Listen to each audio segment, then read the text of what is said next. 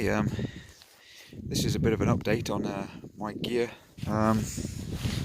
So I'll start with the bivvy bag, which is a Highlander Kestrel bivvy bag, which is pretty lightweight, and so first night in this actually.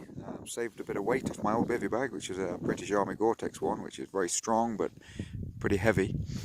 And I've also got the British Army Jungle sleeping bag in here, which is just a one-season bag, and it's got a rectangular shape, which I always need a rectangular shaped sleeping bag because I tend to suffer with cold feet, and a rectangular shape just helps to shift the air a bit further down to the bottom of the bag. So that's the thinking behind that. And inside the bivvy bag, underneath, I've got a thermarest, nice self-inflating mattress, which reflects a lot of heat back into the body. And they say that you better put a better mattress in your sleeping system than say a thicker sleeping bag. So definitely rocking with the thermarest. Slightly heavier than a normal foam mattress, but gives her a nice comfortable night as well. So anyway, so moving on to other gear. Got a little tripod there for my camera action with a phone adapter on it. I've got, what's that? Well, waterproof trousers in the side pocket. I also carry a waterproof jacket, lightweight waterproof jacket, very lightweight thin thing on the top for quick access in case it decides to absolutely throw it down, which definitely happens a lot out here on the hills. And I've got a 1 litre water bottle, nothing special. I think it's made by, I forget who it's made by, but I bought this neoprene cover to insulate the bottle a little bit, because I tend to boil a big pan of hot water and make a massive coffee when the water gets low, and then fill this bottle up to keep and it keeps the coffee a bit warmer, so I don't have to boil a coffee later on. I just boil it, make a big coffee, get the stove out once, fill this up, and I can use it again on the trail. So that's the water carrying system. What else have I got? Just dragged a few more things out of the bag here to save a bit of time. To show you what else I carry in the backpack. This is a piece of cut up camping mattress, foam mattress, which I use to sit down on when I take a break. When it's cold, it saves the something nice and warm to sit down on, nice and soft, keeps the bum warm, and stops you from getting wet. It's definitely a luxury, but a lightweight luxury. This is my cook system. Let's see if we can open this one-handed. It's always good fun. Let's see if I can manage it.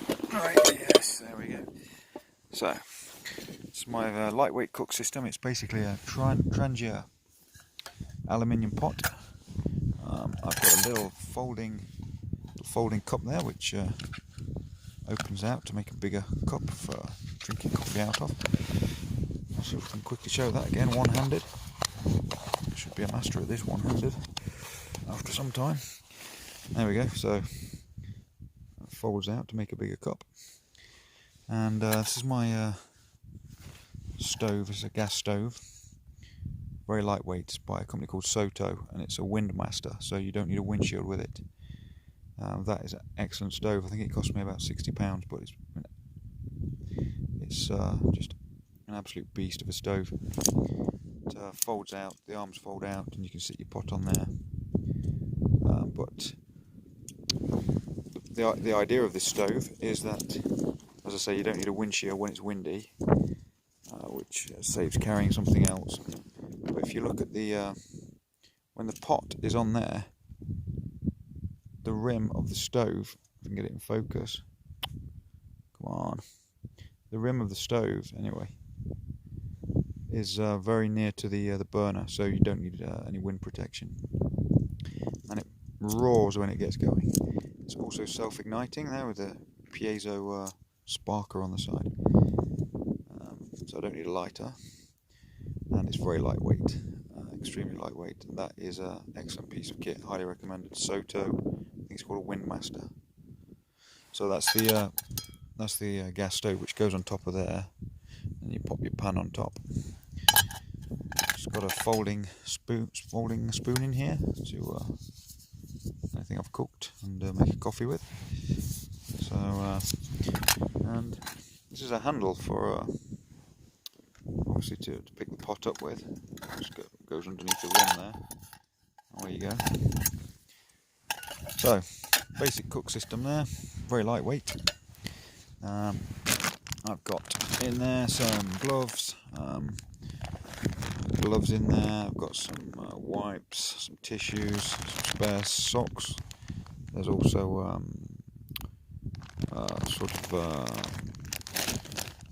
those tube things where you can use as a woolly hat or as a scarf or something. So yeah, and all my food. That's my food selection. What have I got today? 2 bread rolls. Got a load of salted chickpeas, which are full of protein, very dry, good trail food, cheap. £1.29 for that. That's a good tip for anybody who's looking for trail food, because some of these nut bars and what have you can be quite expensive. You get a lot of protein in chickpeas.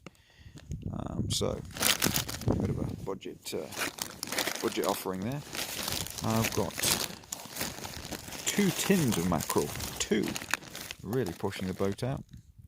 2 tins of mackerel. I've got about half a pack of chocolate biscuits. I've got some couscous. That's tomato and garlic couscous. The good thing about couscous is you don't really need to cook it. You can just boil water, chuck it in there, leave it to soak in, and away you go. So you don't really, it's less time on the stove with that. That's the great thing about couscous as a camping food. So I usually cook that and chuck some mackerel in with it, so that makes a nice combination. I've got a load of 3-in-1 coffee, a few tea bags in there. Make a few brew. I think there's about 8 sachets in there and some load of tea bags. And what else have I got in here? Some instant golden syrup porridge for the morning. It's a lovely thing to have in the morning when it's a bit chilly. All this camp food just tastes 10 times better when you're out here and it's cold and raining. It's excellent indeed. And what else do we have? I've got a pack of tissues in here that helps to clean the pan out. Use a bit of grass I've got this scouring pad, a very mini scouring pad. If I don't have that, I use grass, so it always does the trick. Wipe it around with some tissues after. Also got a bit of a stirrer, kind of spatula thing. And I'm going to put some of this in here before the bag blows away. And that's pretty much all my food. There's one more thing. In the top of this bag is a bit of an administration section.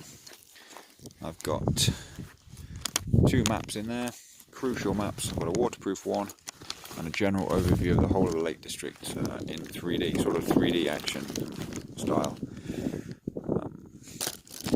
This is my kind of. I keep this in a Ziploc bag here. These are very thick, hard-wearing, waterproof Ziploc bags. I bought these from a company from Surplus and Outdoors.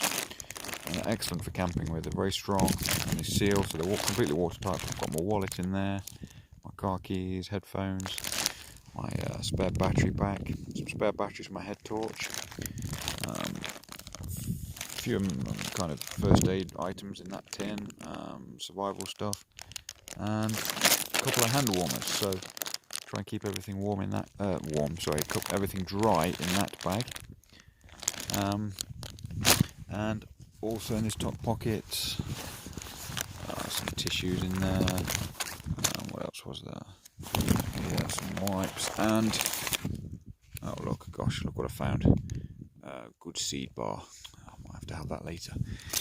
So yeah, that's pretty much it for my gear list, gear update in 2020. I managed to get the pack down to about 9 kilograms with food and water. So I'm pretty happy with that. This bag's also very lightweight. On this bag I always keep a spare compass on there. It's attached to the attached to that strap of my shoulder strap, so it's easy to see. In